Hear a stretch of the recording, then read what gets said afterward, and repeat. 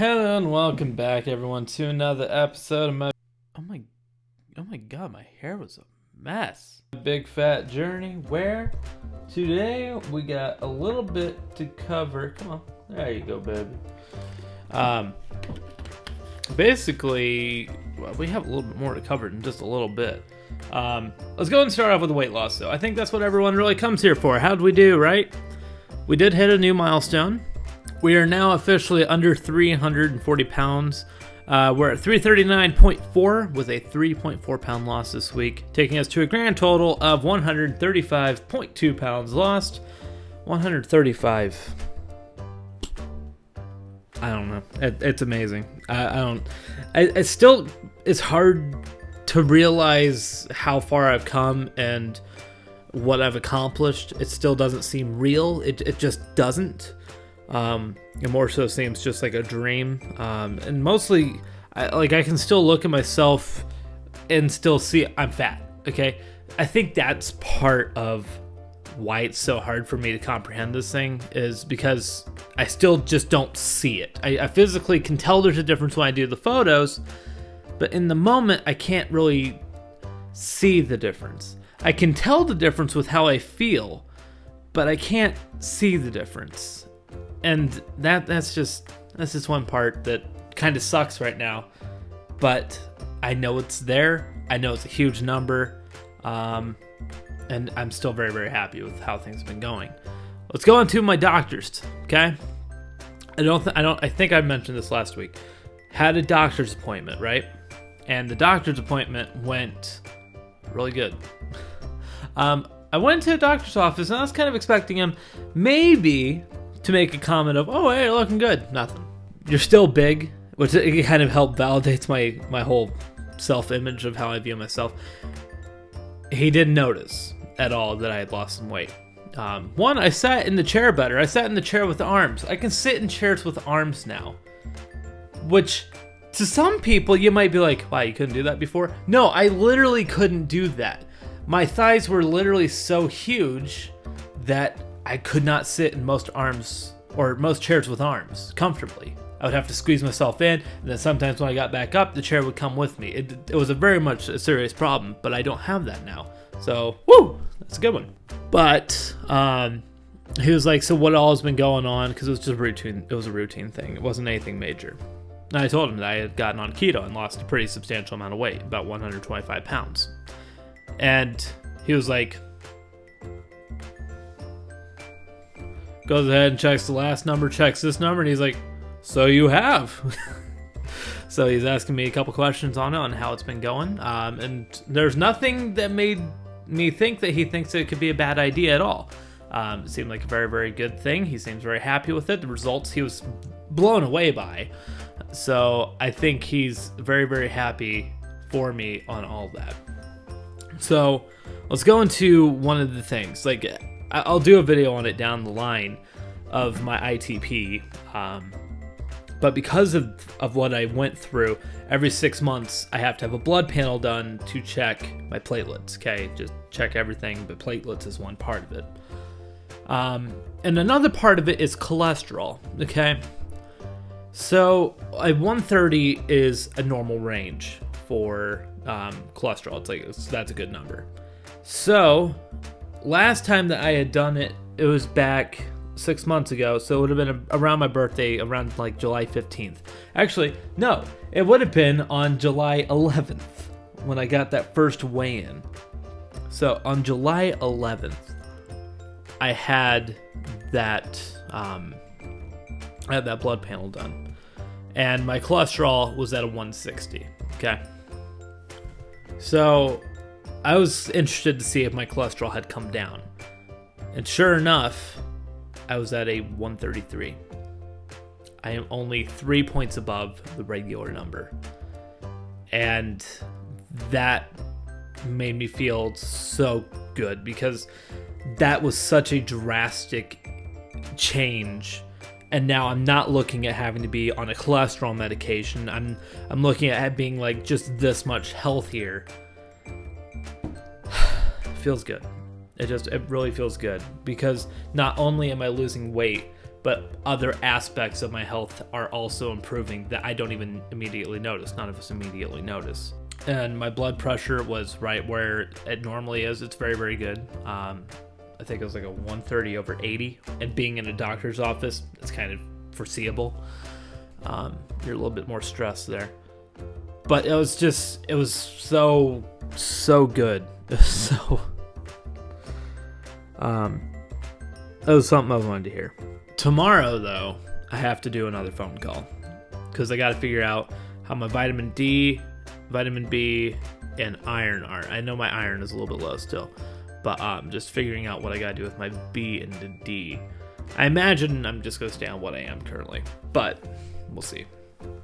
I don't get out much. So vitamin D is much needed. And now I'm wanting to go on to last week, okay? Last week, we had a couple comments, okay? And I want to take these comments as an inspiration to do something different, okay? Because we had Kelsey asking, I'm thinking about starting keto and need breakfast tips, as well as tips on what to eat before bed. I want to do a series breaking down what I've learned about keto and what I do. And let me go ahead and answer the question now, but I will break down more specifics and more examples later down the road.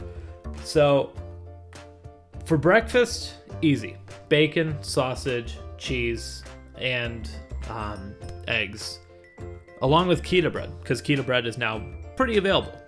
So any of those 5 things, combining them in any way possible. Eggs can be done either like scrambled sunny side up or doing omelets even. You could do omelets, mixing in some bits of meat into them.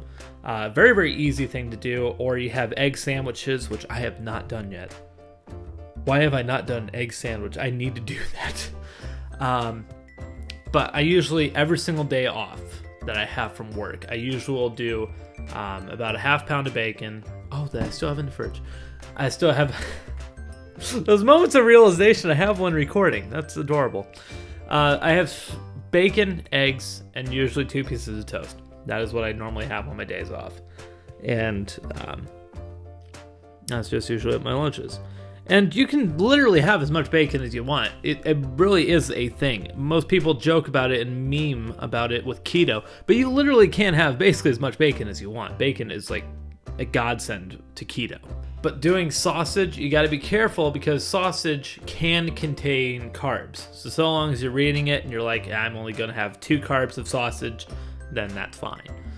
But it's just basically playing around with the ingredients that you have and then going from there.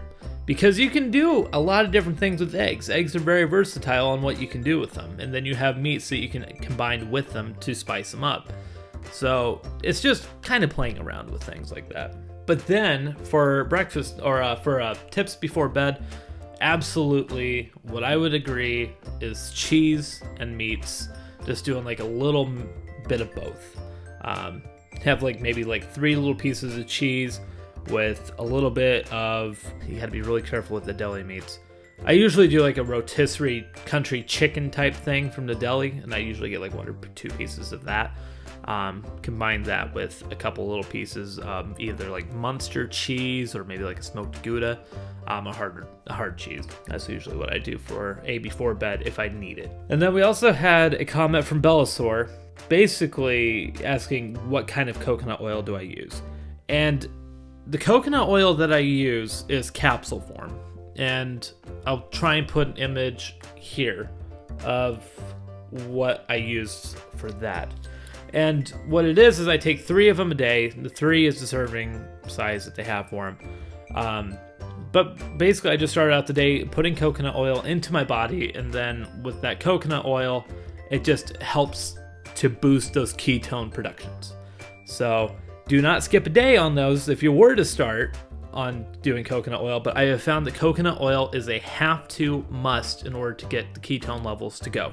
If you do not have coconut oil in your system is going to struggle trying to produce them. So long as you're able to just try and focus on getting that ketone production up. So coconut oil is a must. I use capsule form. You can use like, I think like Crisco has like a coconut oil that you can use in baking, but I don't personally do that much baking. I do like a lot of air frying. I don't do skillet cooking outside of eggs and bacon. So I kind of just use butter for lubricants of that. So I don't use coconut oil though for anything else other than just the capsules. But I want to go into a whole breakdown though of what do I do for meal ideas? What is keto? Because I think that that's the one thing that people don't know is what keto is and why it works so well and who it's for. So I definitely want to do like maybe a 3 to 5 part video series of just covering what keto is. Hopefully within a month I want to do that. So we'll see. We'll see what happens there. I think that's going to do it for this episode. I hate making these videos go too long, and I think I'm already at... I lost it. Yeah, I'm already at 12 minutes. So I'm going to go ahead and stop the video here, though. Thank you guys so much for the continued support. If you have any questions at all that you would want to see answered in that video series, please do let me know. Because like having meal ideas and breakfast tips, what should I have before bed? Absolutely, that would be great to put into those videos. As well as having the coconut oil in there, because coconut oil, like I did, trying to figure things out in the beginning, is an essential thing. So that is going to do it for this episode. Hopefully you guys have a good day and a good night. I'll see you guys back here in the next episode.